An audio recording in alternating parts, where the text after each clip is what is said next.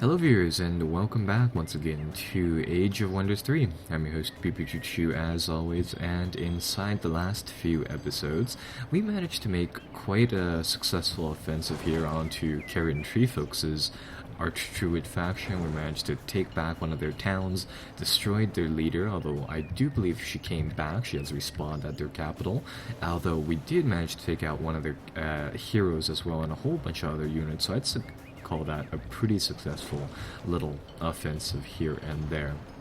Anyhow, continuing from here, I suppose inside this episode and the ones following up, we'll try to make a few more offensive plays, and we'll try to take, I'd say, probably this city over here, seeing as how it looks like it's just undefended. And of course, we might even make an offensive on Treefolks' capital over here in a little bit of time. So let's get our plans in motion. Let's get things going on here. Evidently, we can build a few flame tanks now, which do that massive 26 amount of flame damage. I'm going to check these guys out. They have quite a lot of armored protection against various different magical types. Little armored unit, you can heal them up, of course. Explosive death too, ooh. Now I wonder, yeah, this flame attack is also AoE, so it does a cone of flames, it doesn't just do one tile, making it slightly more useful, though our musketeers do, of course, do a little bit more damage. And if I'm not mistaken, yeah, the flame tank has, it has double the upkeep.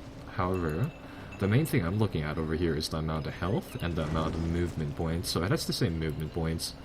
Has a little bit more defense, but it's not exactly that much more tankier. So yeah, I'm just really going off there. Now, over here, let's see. I believe we already have a stone, we're at a wooden wall here, so I think we'll just get this town to expand itself, perhaps? Or no. I think we'll get this town over here just to build us a few cannon fodder troops for our advance inside the future. And I believe in the meantime, all I had wanted to do was just get our guys to heal up, so we'll continue doing that. Looks like Invention 3 will be ready in one turn, so we'll advance the turn forwards. Now, I believe Kirin Treefolk will be quite, well, that blow must have stunned them pretty badly, so I'm gonna guess that they probably won't be able to make any offensive plays anytime soon. So we'll get this new invention spell, and then I think we'll pick out, I think we'll do just solid engineering and then cannon, produce cannon. So yeah, we'll do that just right now. And in the meantime, we'll plug down another spy drone once again, because these things are just super useful. And I'll just really send it over here to check out what their leader unit is doing. So it looks like some barbarians or some independents have decided to raid their gold mine, where I believe this one, I think it was actually always in the control of independents, perhaps. And we'll just see what they're doing. So they have some human knights, some cavalry unit, a penguin, a dire penguin apparently, with lower morale too. These things are kind of weird. They have lifesteal though, dedicated to evil too. Looks like they still have a full stack of troops, but they're tier 1 guys. And I see they're actually led by a goblin warlord, level 4 goblin warlord, so not their actual Karen Treefolk leader. I'll get my spy drone to probe forwards a little bit more. But currently I just want to get these reinforcements here, act as a garrison, and I want my 2 big armies to say deal with this magma forge. But I think we'll have to wait a turn for that. There we go. Oh, and I unlocked an achievement. Huh. Are they still side-slapping me with abilities? Yeah, that's gonna stall my my armies' healing rate, so I think I'll pull them back to an area of the world that perhaps they don't have eyes on just yet. So that'll be that. Edward Portsmouth's army is still pretty good, so that will be quite useful to know. They'll be ready for one or so turns. Now, over here, we can also produce some muskets in our Edensbury town, but instead of doing that, I think I'll get them to actually advance further into getting, say, perhaps a blast furnace. We definitely have the resources to do this. It'll give us a slight amount of productivity, but it'll unlock producing the cannon. And currently we don't need to use it to produce, say, musketeers. So we'll do that. I think I'll do 3 more musketeers inside our capital. And now over here, let's just get Edward to make a run, and let's see whether or not they can just sort of push away this magma forge. There we go. That'll give us a little bit more cash as well. These guys will move like that. We can hire Aspect of Rotten, a level 5 Archdruid. It's going to cost us all of our money, but I think it'll be a valuable unit, so we'll hire him. We'll check him out. 55 health, decent attacks, strength, has a longbow, is a little goblin dude again. Let's see what he has for abilities. Actually, no, we don't get our upgrade points with him immediately, so let's see. He has fast healing, some good stuff like night vision. I think I'll get him to just garrison at our capital for now. Oh wait, did he come with any items? Just a bow? Okay. And we'll check him out later on. Actually, here's what I can do. Where is the button for it? I want to check out what spells he actually has. So, combat spells. For this guy, he has Retrieve Instinct. All enemy mounts become feral mounts, which lose their movement, so that's kind of useful on heroes. Root Spears does a little bit of damage, hinders movement for 1 turn. Savage Rage, adds a little bit of damage, armor piercing, and overwhelm to a creature. That's also pretty useful, although I don't know if that one's worth, say, 1 turn's worth of your hero's attack or other abilities. And Rust Strike, little thing that does armored damage or armored opponents trouble, so that's kind of neat to know. Right, so I think I'll get these guys garrisoned up. These guys need to do a little bit of healing. And over here, I want to say that this city is pretty much just ungarrisoned. Let's get this drone to pull back a little bit. Where are they? They have an option to hire another hero, evidently. I'm still trying to find their leader unit, but I just don't seem to be able to find it. Anyhow, they have a whole bunch of weak units, and our musketeers should actually be able to just smoke those guys. I want to raid this little town immediately, and I believe we can just, yeah, it's an undefended city. We can take it like such. That'll add this place over. It'll add us 1 ancient runes, rather, I think 2 ancient runes. Is there one back here as well? Yeah. There will be 2 of those, and we'll absorb that into our little domain. And this will increase our research by quite a bit in 1 turn, so that'll be nice. And once we, of course, take over this area, looks like we'll be getting 2 gold mines, so that's plus 30. And in a little trading tavern, or trading post, so that's 30, 50 gold right there per turn. And, ooh, there's some loot here. Destruction node, so that'll be some more mana as well. And this will be just another part of our little domain here, so that'll be very nice. And it looks like we finished solid engineering, so that'll give our armored units a little bit more oomph to their abilities. So I suppose we'll just do... I think we'll do actually this one, the Summon Hellhound ability. I think that'll be pretty useful as a way to just cheaply get a few units onto the field real fast. Produce another musketeer here. We can actually sustain a much bigger army, so I think I'll continue the building over there. And that should get our guys up. Now, in Edensbury, I think we'll produce housing for a few turns, and producing housing will make the population grow a little bit faster. And the main thing I want to do here is that I want to increase its domain, so that hopefully the domain will encompass a few more of these, like, pleasant, like, temperate tiles, so then the city will be a little bit more happier. But the main thing is that I want to generate more tax income from this town, and the main thing here is that I believe the base income from it is based upon the size of the settlement. So currently that's base 20 if I go to my capital. This one's base 40 in some metropolis. And yeah, and of course, once this town expands, I can then use this gold mine as well when its domain goes up as well. So here's what we'll do. We'll make a garrison right here.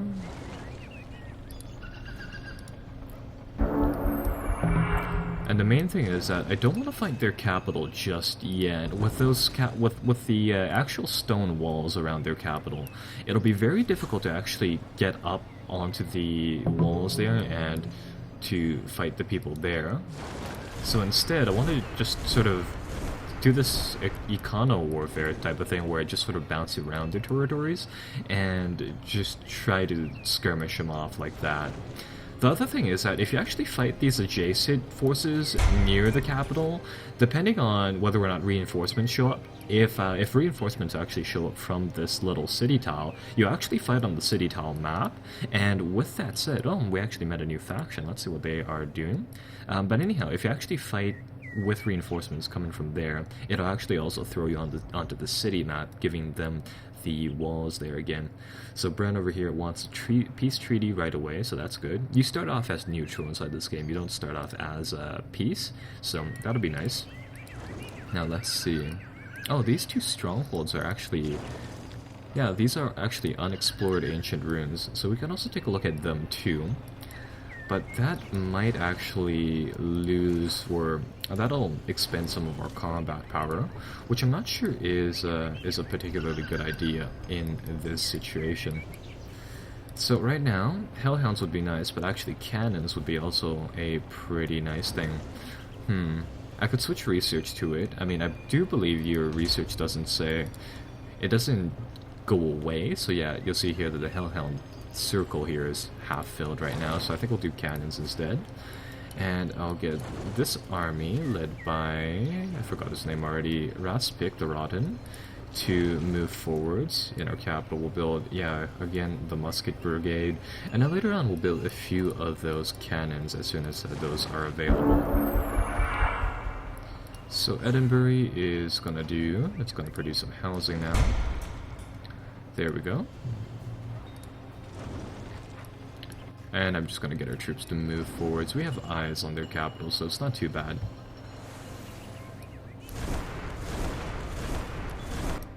Sounds like somebody is casting some spells here and there.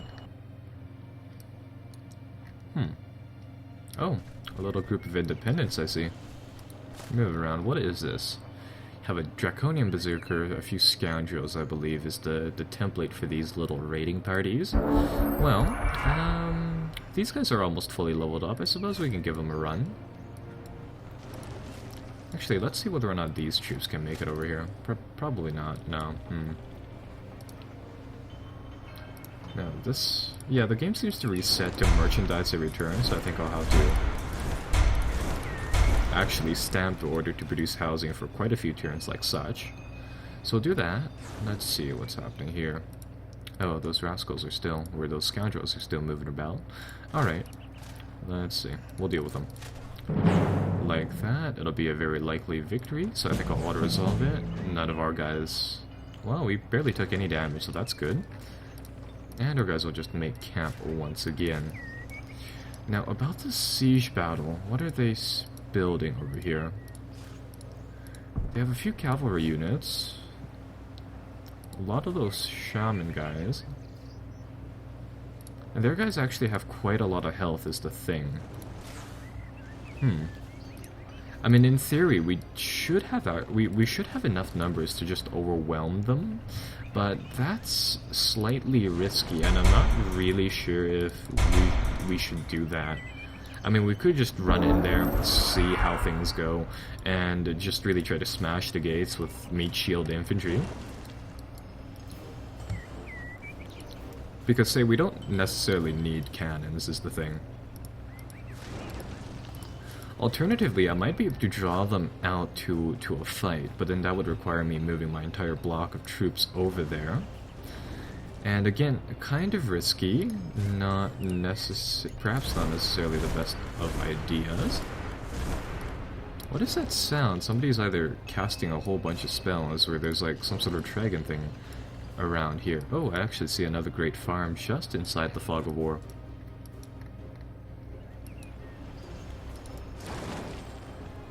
I think we'll just get our guys to move forwards here. So get the swordsman to defend this place. I'll build another one of them. Come on, build. There we go. And we'll build 2 of those guys too. There, perfect. So cannons are unlocked, so that is very, very nice. Going from here, let's go back to summon Hellhound. So we'll do that, and once we have enough cash, we should be able to build the cannon unit. It's actually quite expensive, so we'll let that do its thing for now. Actually, speaking of which, I don't believe anything is going to make a raid on these towns just yet, so I think we can cancel all these garrison units. We don't necessarily need them. So do something like that, and I'll just get these armies to move forwards here, really. So we'll get them to stack forwards, move forwards as a group, of course. Just like that. There we go, we got those Hellhound things too. Ooh, a terraformer. Enables the terraforming of terrain into wetlands, fertile plains, dense vegetation, and barrens. I don't believe that actually turns it into a temperate place. I think it just turns it into that terrain tile types. That's gotta be like a once in every single turn type of thing, that sound effect. Now, let's see. Yeah, because their forces here aren't particularly strong, although they still have quite a few of these archer troops, is the thing.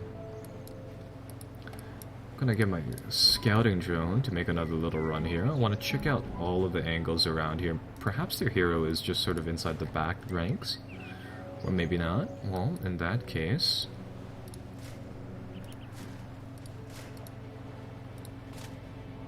I'll get my guys to move forwards here, and to really just occupy the place.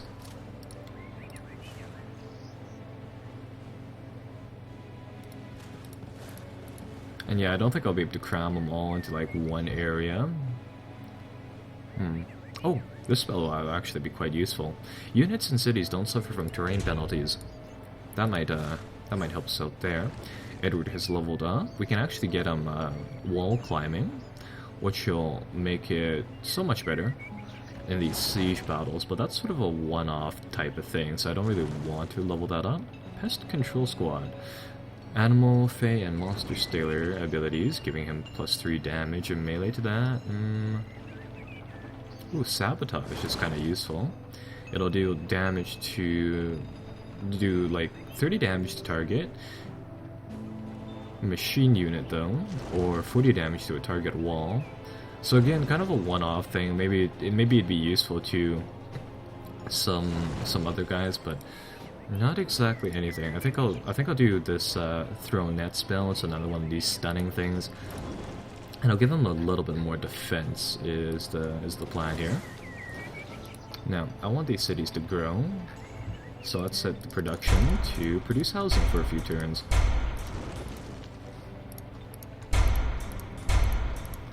There we go. Yeah, so they'll do their thing. Cannons now. Let's see, we can get 2 cannons going in a little while.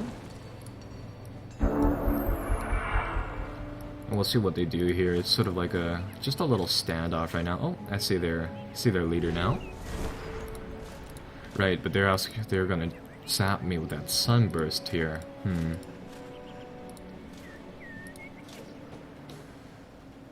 I mean, just by numbers, I mean, we should be able to just overwhelm them, but I think we'll take quite a few losses here, too. Damn. Can I just summon a Hellhound real fast? These things actually aren't too strong. And we don't have any of those AoE, like, strategical map spells as well.